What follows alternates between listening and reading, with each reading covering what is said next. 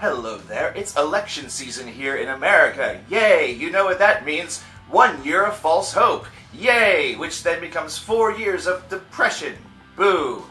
However, we have fun here on this channel every so often, at least we claim to, and so what we're going to do today is give some medal genres to each and every one of the candidates still in the race on both the Republican and Democrat side as of March the 10th, 2016. And we're going to start on the Republican side. Let's get started, you cheeky little bitches. Donald Trump is our first category. He's direct in your face, says whatever he feels, wants to build a wall between Mexico and America, because that's a great idea. Tough love, tough shit mentality that feels a little bit dry-hearted, very loud to be loud, be the loudest man in the room and command the attention, and thinks he's great. Genres for Donald Trump, mainly deathcore because of that loudness idea and the tough shit mentality, the tough love abrasiveness, death metal whenever speaking about national security, specifically the wall, those damn Mexican rapists, and grindcore for the flat-out random sentiments such as all Mexicans are rapists and criminals. Number 2, we have Ted Cruz, who's a bit nuts. He's got some off-color commentary. He's picked up some momentum among the Republican whack jobs. He is radical, but may also be the Zodiac Killer. This is the newest development in Teddy Boy's life, and conspiracy theorists are already starting to take notice. Genres are nu metal because, let's face it, even though he's a bit nuts and off-color, he does seem to stick to some of the pre-prescribed industry lines, but if he's actually the Zodiac Killer, this actually makes Ted Cruz more black metal than Varg. And imagine, if you will, Ted Cruz showing up at a debate in full corpse paint. It would be a sight to behold. That brings us to Marco Rubio, who's currently number 3.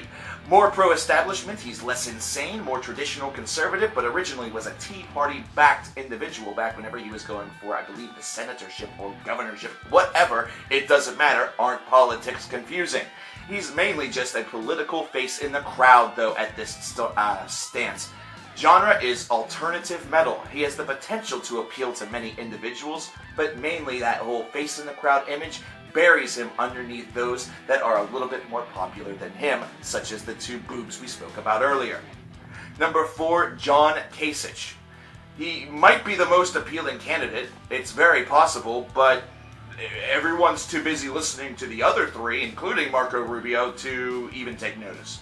He has small territories of major support, probably has the potential to do some decent good for the country, may actually secretly be the Republican best choice, however, nobody knows.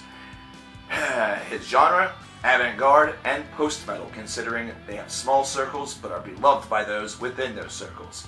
Switching over to the Democratic side, much easier, only 2 people, and it's kind of hysterical. Bernie Sanders, of course, the old man that looks like Rick from Rick and Morty, except he doesn't burp whenever he speaks. He talks about political and business corruption, and everyone seems to be hooked on the free stuff. Free stuff for all, free stuff for me, please take half of my free sign. His genres are obviously thrash metal, power metal, and a little bit of new wave of British heavy metal because of that old school, old style philosophy. The power metal, of course, applying a little bit more to the traditional concept of freedom and what many people consider to be a fantasy that he will be running this country, and thrash metal because of the overtones of political and business corruption. And that brings us, of course, to Hillary Clinton, who morphs on the fly just to try to make it or fit in. And, of course, the hashtag that really says it all is Which Hillary?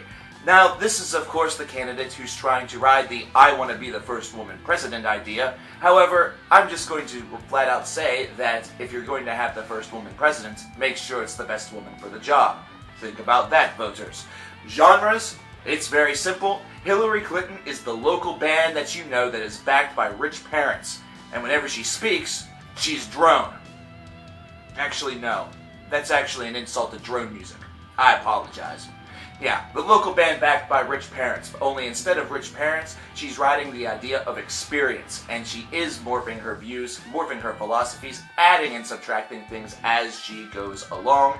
She is the literal equivalent of a band that starts off as a nu metal band, becomes a metalcore band whenever that becomes popular, transitions into a deathcore band, and then eventually adds progressiveness because they believe that will help them sell, that will help them actually get signed. Do you agree with these philosophies, with these genres? Put your picks in the comments below, and if there's any other candidates out there that you want to add, do so as well. I am Mark here at Cover Killer Nation, and I will speak to you guys later.